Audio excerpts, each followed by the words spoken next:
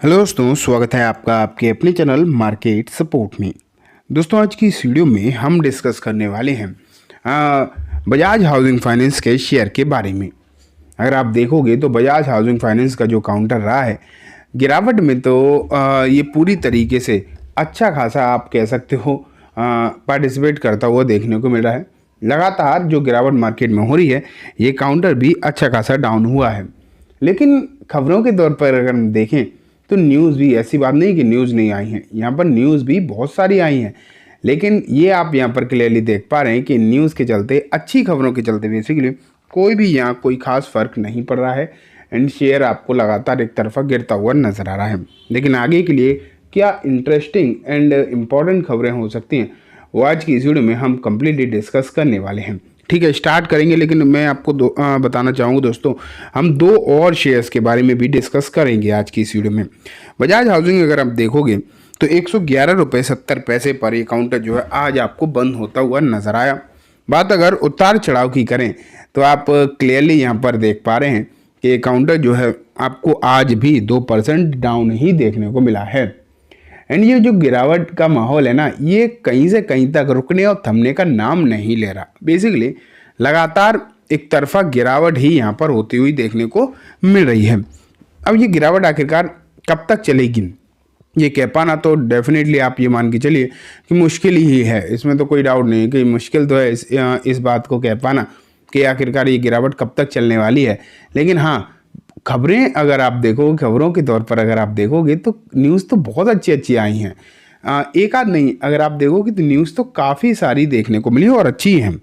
Specially अभी आपने पिछले कुछ दिनों में इसे देखा था कि एफटीएसई इंडेक्स में शामिल होने की ये खबर जो है यहाँ पर निकल कर आई थी कि ये काउंटर जो है आपको एफटीएसई इंडेक्स में शामिल होता हुआ दिखाई दे रहा है। लेकिन अब अगर हम देखें तो ये खबर भी निकल कर आई कि एफटीएसई के बाद ये एक और इंडेक्स में शामिल होता हुआ देखने को मिला।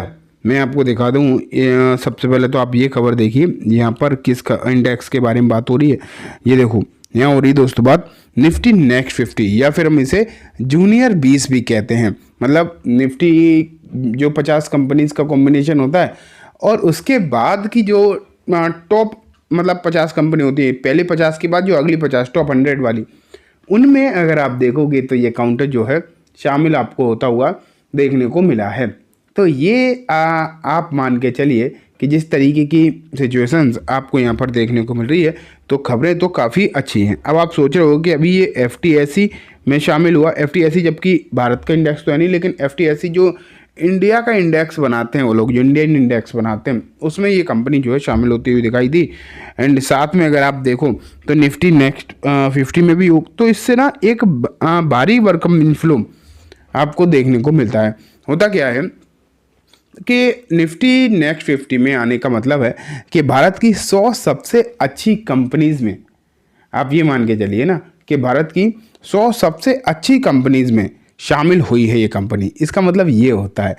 एंड क्लियरली जब कोई भी कंपनी भारत की 100 सबसे अच्छी कंपनी में शामिल होगी तो उसमें फ़र्क तो पड़ेगा। म्यूचुअल फंड्स जो होते हैं वो अच्छा खासा पैसा भी लगाना स्टार्ट कर देते हैं इस तरीके की कंपनीज में, एंड वो आप यहाँ पर आप देख ही रहे हैं। लेकिन मार्केट की जो स्थिति देखने को मिल रही है, उसके चलते आप कह सकते हो कि यहाँ पर कुछ भी सही देखने को नहीं मिल रहा है। कुछ भी ऐसी चीज़ यहाँ पर नहीं नज़र आ रही है जिससे कि हम कह सकें कि यहाँ पर रुकना चाहिए या फिर नहीं रुकना चाहिए। अगर हम यही देखें कि यहाँ पर क्या लेवल्स एनालिस्ट जो है मार्कअप कर रहे हैं, तो उस लिहाज से भी मैं आपको दिखाना चाहूँगा। यहाँ 1 सेकेंड, मैं थोड़ा सा और नीचे चलता हूँ। यहाँ पर ना ध्वनि पटेल से पूछा गया एक सवाल, तो उन्होंने कहा है कि बेस तो इसका 107, देख पा रहे हो, 105 इसके अराउंड जो है यहाँ पर जो है इस काउंटर का बेस बनता हुआ देखने को मिल रहा है। ठीक है, लेकिन एक चीज़ यहाँ पर अगर आप देखो तो उन्होंने ये भी लिखा है कि अगर इसने ना ये लेवल को होल्ड कर लिया तो ये 120 से 125 रुपए की जो लेवल हैं उनकी तरफ भी जाता हुआ देखने को मिल सकता है। तो इसलिए भले ही अभी मार्केट में गिरावट है, ये बात तो हम सब जानते हैं कि मार्केट की दिशा अच्छी दिखाई नहीं दे रही है। लेकिन जिस दिन मार्केट सही होगा, जिस दिन आपको जो है मार्केट सही होता हुआ देखने को मिलेगा, तो उस दिन चांसेस बनेंगे कि यहाँ पर सिचुएशन आपको सही होती हुई दिखाई देगी। उस दिन के बाद यहाँ पर जो है चीज़ें आपको बेहतरीन होती हुई देखने को मिल सकती हैं। तो फिलहाल के लिए अगर हम एनालिस्ट की रिकमेंडेशन के हिसाब से देखें तो ये काउंटर जो है इसे होल्ड की कैटेगरी में रखा गया है, खरीदारी में तो नहीं रखा गया। डेफिनेटली आज के समय पर अगर आप देखो तो मोस्ट ऑफ द काउंटर्स में बात हो ही नहीं रही खरीदारी के बारे में, कि कोई नहीं कह रहा किसी में खरीदारी करो, क्योंकि मार्केट जो है खरीदारी जैसा है ही नहीं। इस समय पर आप किसी भी शेयर में खरीदारी करोगे तो चांसेस उल्टे ही पड़ने के हैं, तो खरीदारी करने की तो कोई बात ही नहीं करेगा। हाँ, ये ज़रूर यहाँ पर कहा जा रहा है कि अगर है तो इस समय पर बेचने का कोई सेंस नहीं है, आप होल्ड करके बैठ सकते हो चाहो तो, ठीक है। और फिलहाल के समय पर अगर किसी पर कोई भी शेयर पर अगर आप होल्ड की रेटिंग देख रहे हो ना, मैं तो उसे ही अच्छा मान रहा हूँ, क्योंकि आज जिस तरीके से फ़िलहाल के समय पर चीज़ें आपको देखने को मिल रही, मोस्ट ऑफ द केसेस में ख़राब ही होती हुई देखने को मिल रही, ख़राब और मतलब दिन पे दिन और ज़्यादा ख़राब होती हुई दिखाई दे रही। तो ये सिचुएशन जो है दोस्तों यहाँ पर बनती हुई दिखाई दी है, ठीक है।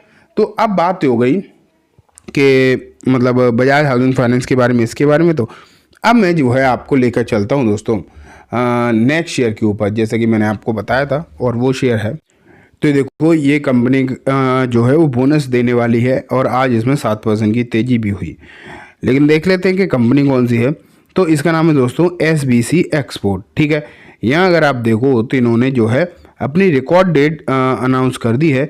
तो सबसे पहले मैं देखना चाहूँगा कि रेशियो क्या है, और कंपनी जो है रेशियो जो रखा है उसकी रिकॉर्ड डेट क्या है, वो भी देखने वाली बात है। 1 सेकेंड। तो देखो रेशियो तो ये है, देख पा रहे हो 2:1, सॉरी 1:2 का आपको यहाँ पर जो है रेशियो देखने को मिल रहा है। लेकिन रिकॉर्ड डेट अगर आप देखोगे तो 5 मार्च 2025 नज़र आ रही है, ठीक है। अब लास्ट में मैं आपको लेकर चलता हूँ एक डिविडेंड वाले शेयर पर। दोस्तों इसका नाम आप देख पा रहे हैं, इसका नाम है ITC लिमिटेड, जो कि 6.25 रुपये का बोनस यहाँ पर कंपनी दे रही है। 12 फरवरी को इन्होंने अनाउंसमेंट कर दी थी और रिकॉर्ड डेट जो है इनकी मार्च में है। 1 सेकेंड, अभी मैं आपको दिखा देता हूँ कि मार्च में आखिरकार कब है इनकी रिकॉर्ड डेट। तो सॉरी, इनकी रिकॉर्ड डेट तो वही देखने को मिल रही थी 12 फरवरी, लेकिन मार्च में डिविडेंड मिलेगा। 6 मार्च से 8 मार्च के बीच में आपको जो है डिविडेंड यहाँ पर देखने को मिलने वाला है, ठीक है। तो ये दोस्तों बात हो गई कंप्लीटली तीनों ही शेयर्स के बारे में। अब मैं इस वीडियो को यहीं ख़त्म करूँगा, लेकिन एक बात मैं आपको बताना चाहूँगा दोस्तों कि क्रिप्टो मार्केट अभी अगर आप देखोगे तो बहुत ज़्यादा तेज़ी से डेवलप हो रहा है। एंड अगर आप क्रिप्टो के रिगार्डिंग कुछ सीखना चाहते हैं तो उसके लिए एक मैंने प्रॉपर चैनल बना रखा है जो आज ही स्टार्ट किया है। उसका लिंक जो है मैं डिस्क्रिप्शन में दे दिया है, आप जाकर उस चैनल को एक बार ज़रूर चेकआउट करें। अच्छा लगे तो सब्सक्राइब भी करना, ठीक है।